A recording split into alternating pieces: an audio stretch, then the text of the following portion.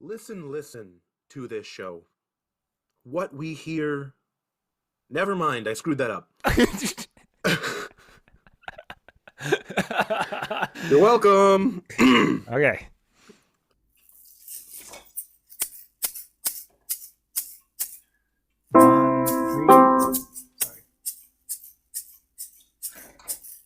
I'm free, it doesn't matter to me. It's my And we will examine it for its what I'm happened dancing there? so he can't read things. Yeah, I'm blaming you on that. You're welcome. I'm Aaron, and I'm Dave. Oh, I'm just doing my best to be the worst. you are interrupting my groove here. No one in the history of the world will ever call what you do groove. Oh, I love you, but no. no, No. my prattle. You're palaver. Palather. Palather. Rhythm. I'm Aaron, and I'm dragging my. We gotta get through this somehow. Yeah, fair enough. Blooper reel 2.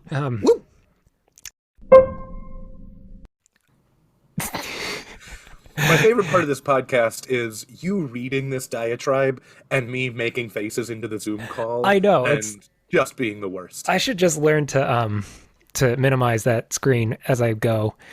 I think But it's then sad. how would you see my beautiful face? Wow, that's true. That's very true. I think it's also just sad that I am still relying on the text. I don't have this memorized at all. It's the same reason why I still need the Apostles' Creed and Lord's Prayer. Well, no, not that. But the Apostles' Creed is just like, I will miss a line somewhere and the whole congregation will go with me. Yeah. Ah, it's a mess. We are very talented at our jobs. It took me 5 years and the pandemic to get me off script for the words of institution. Really?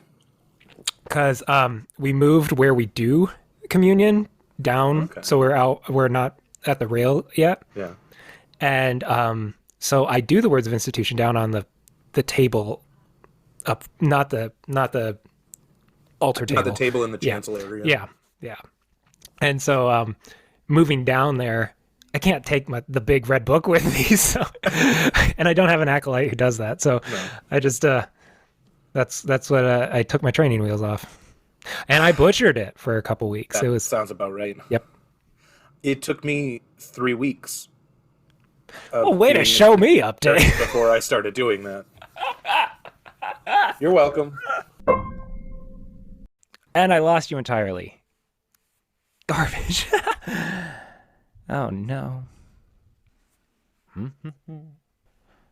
Dear listeners, Dave has dropped off the call entirely. And I don't know if he's coming back. Sometime later.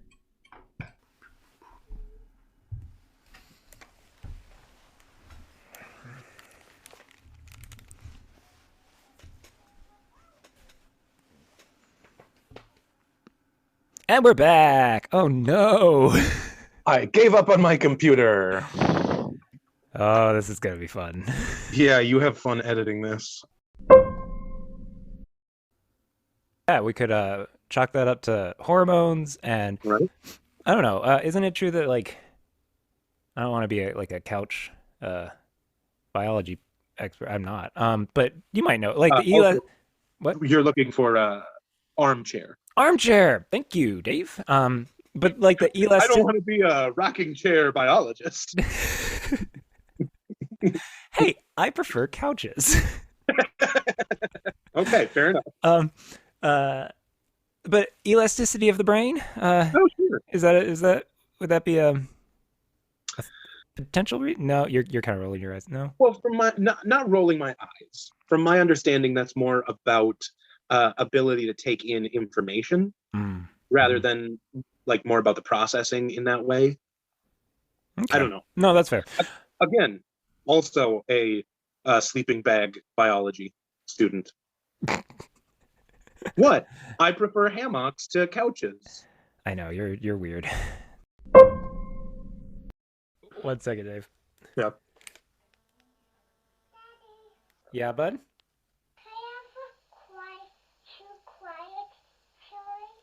Sure, give me a second. Okay. What time do you need to head out, Dave? I mean, I've got time. I should probably be done by 2:30 or so. Okay, sweet. Yeah. Give me a second. Yeah, you're good. Dear listeners, today's podcast is brought to you by toxic masculinity. Are you looking for a way to devaluate yourself? Are you looking for a way to devaluate culture? Try toxic masculinity. It has new and improved components, such as being afraid of expressing who you truly are, being worried about what other people think of you, thinking that you might be the only one who understands, even though there are people all around you who have similar, if not the same ideas. Try toxic masculinity to better alienate yourself from the world around you. But seriously, this podcast is actually brought to you by examining yourself and trying to understand what it means to be a fully well-rounded human being. Sometimes you don't know who you fully are, and it takes time to understand that. Don't worry. That's literally the entire purpose of life, is to sit back and wonder about who you are and wonder how that can help others around you. Don't buy into toxic masculinity. Buy into becoming the best version of yourself so that you can be better for the people around you and they can be better for you and this world can work better together. That's too serious. So this next part of the podcast is brought to you by farts. Okay. Did I use the right effect? The words that I write have no effect. Yeah, they do not. They do not effect things. Something. They're not. That's a great question, Aaron. That one, okay. I mean, I mess up a lot of things grammatically in my life and in my typing and in my writing. Mm-hmm. There's a reason why I never share my manuscripts of sermons with people, even if they ask, because it's so butchered. That one, effect, affect, drives me bonkers. I consider myself to be something of a linguist that really enjoys the development of language. And that's one where I usually just don't use the words effect or affect because I don't fully understand. And maybe this goes back to that whole idea of toxic masculinity or just the understanding of sometimes I'm wrong about things. But I worry that people are going to think I'm not smart. So I avoid those words, even though they're basic grammar. I just dive in head first. That's another part of toxic masculinity. I don't care if I'm right or wrong. The fact that I'm doing it is right. The effect I have on people is rather effective. No, that's a great idea. Right? Yeah. That's genius. There's no reason not to. Like, it's just, it helps those people who are most vulnerable. Yeah, feel a little more comfortable. It's almost like it's a gospel thing. Well, yeah, if they're not comfortable with the meat, screw them. Eat a steak in front of their face. I think Paul said that, right? I'm 100%. If they're not comfortable with the meat, screw them. Oh, buy it straight from the pagan peddler.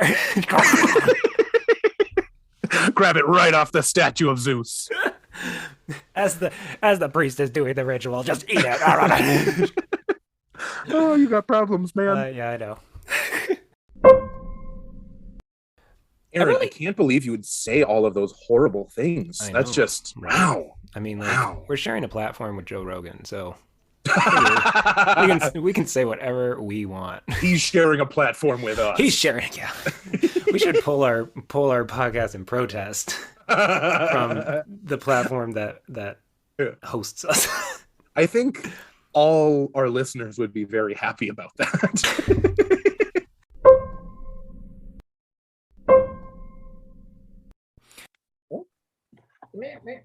What happened here?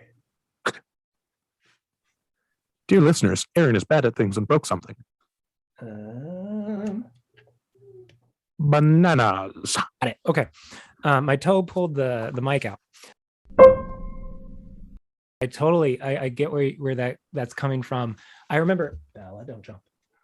I remember. You remember Bella Don't Jump? Yes, Bella, don't jump. That's my mantra. Well, Dave. Hi, water softener. I was gonna say, is that your monitor? No, Or... I'm gonna close that. Dear listeners, this week's podcast is brought to you by water softeners. They're very helpful, but also can be quite annoying. Make sure you check your water softener's salt level today. It just fascinates me how often you come back to your words not being your own, even as you write this poetry. Yeah, that's not shown to anybody. You've pointed that out, and maybe that's I'm going to keep coming back to it because it's a pretty powerful metaphor for how bad you are at things.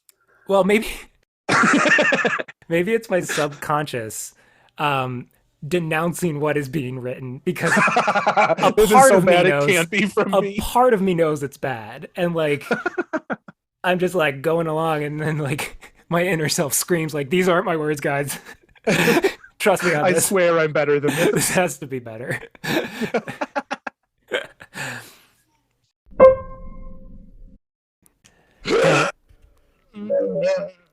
You realize your gain filter always makes those go like real loud, silence, gurgle back. Better? Worse. Okay, I like it then. Okay. So, I'm not trying to make this nice, Aaron. Well, neither are these words.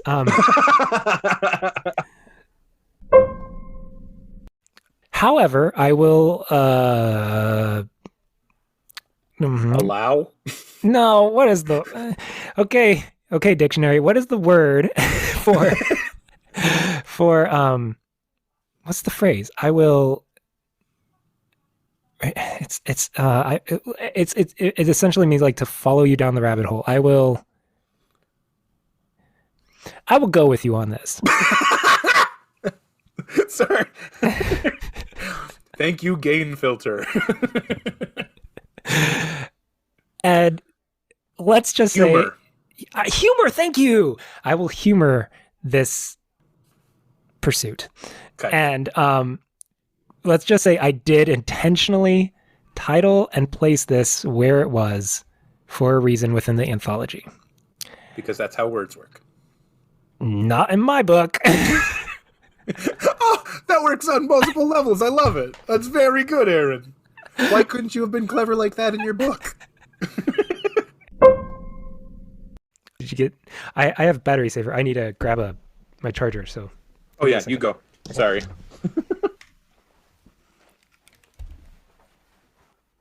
This podcast is brought to you by lithium-ion batteries. They're very inefficient, and they also provide a lot of pollution for the world, but really they're currently the best technology that we have, and we hope and pray that someone comes up with something better, like a solid-state battery, or maybe even some of those hydraulic batteries that just push ions across a aqueous fluid. But whatever, we're still brought to you by the terrible, wonderful lithium-ion batteries. Lithium-ion batteries. Pick them up today at Walmart. Ugh, not Walmart. Why not? It's Walmart. I was talking about lithium-ion batteries and how they work. They're kind of terrible, and they're very quickly destroying our planet. That's cheery. Right? Happy New Year!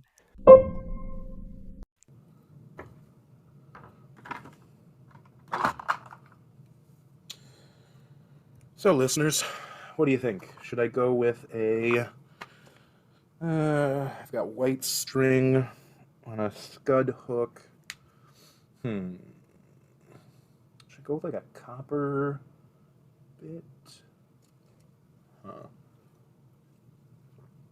Most of my recent ones have been copper. Maybe I should make a bucktail.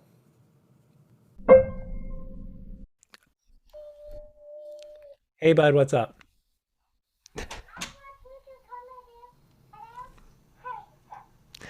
Can you tell me over the monitor?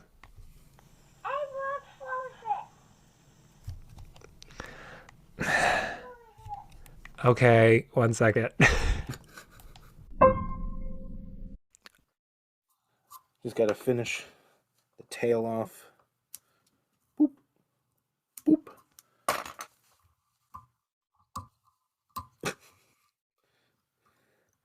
And whip finish. And whip finish. Yeah, I'd watch this ASMR.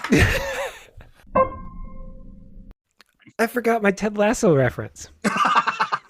Okay, what's your Ted Lasso reference? Okay, so here's my Ted Lasso reference. Within the Susan Sontag essay, she talks about Philistinianism. Philistinism. Are you aware, or do you know that phrase? I'm aware of the pre-modern era civilization, Philistine. Right. Battlers of David. Yeah. Oh gosh. That was an interesting noise. Good That friend. was an interesting noise.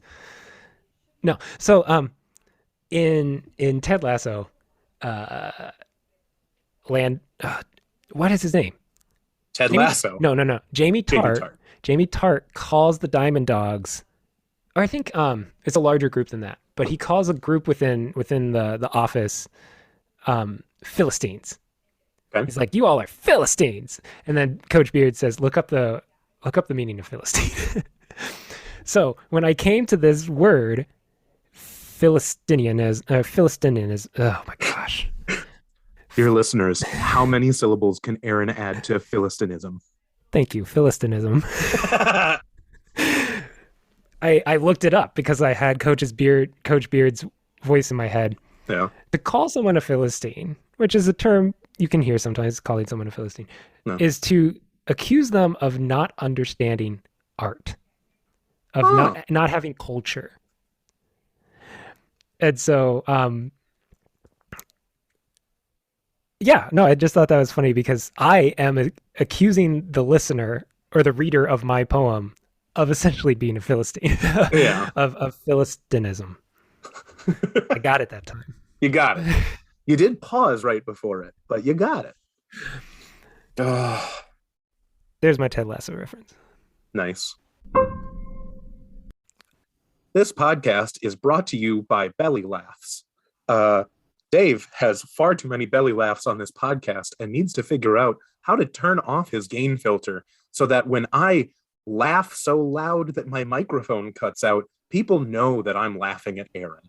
Not with Aaron, at Aaron. Brought to you by Belly Laughs.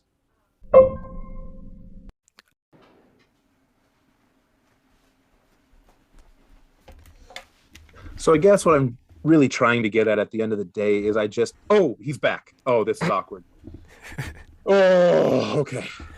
Well, we'll continue this conversation later, dear listeners. Are you doing a spin-off podcast? Yeah, have you not been catching that while you're editing? No, again, I look at the block of Dave and just cut. Gone. But we don't talk about that, Aaron. Much like Bruno. We're making these Disney musical jokes. We didn't get to Love is an Open Door. Oh! I mean, it's crazy, Aaron. We finish each other's sandwiches. That's what I was gonna say. Yikes. No, we don't finish each other's sandwiches. We eat our own sandwich. I eat my sandwich. I eat my sandwich. That would really change that movie. Rather than I drink your milkshake. I was trying to think if we ever shared any food. You shared your big gumball tube. Oh yeah, that was awful. That was amazing. There was just so many gumballs. What was it, like a yard long? It was a yard of gumballs. Yeah. Gosh, that was weird. That might have been one of the only things we shared. And your awful whiskey. Oh yeah.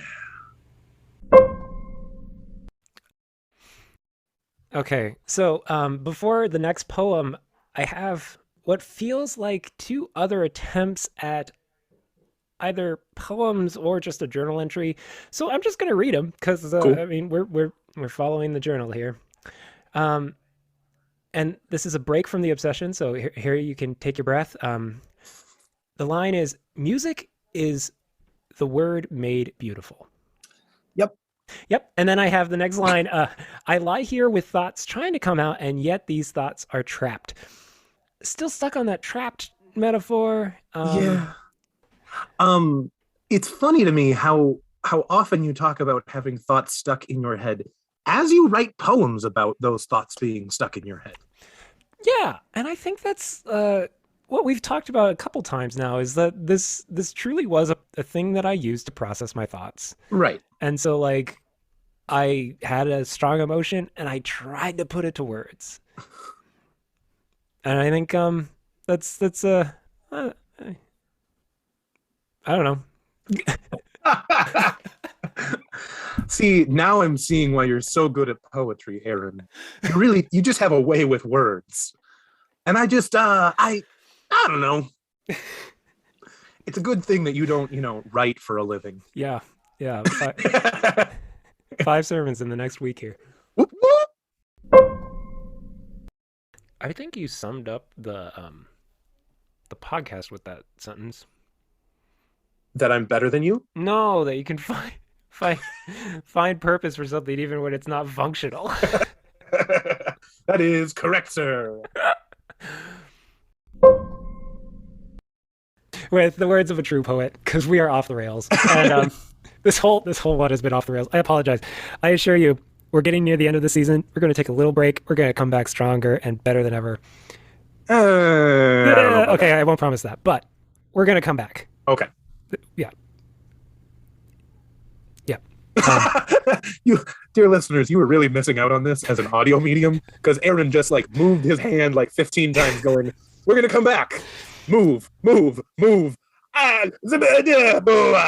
If you see me preach, my hands are going everywhere. I just gesticulate left and right. That sounds about right. Yep. No, left. Sounds sinister, Aaron. I am left-handed. You better. Do you still not do like timestamps? No. Okay. My editing takes forever. You don't see me like nodding down like cut here. Nope. Don't do it. I just let it record. I take the whole chunk of sound and I listen to it at 1.7 speed over and over and over again until I've cut it down. One of these days I'm going to teach you about how computers work. That'd be nice. Rhyme free doesn't matter. It's not bad.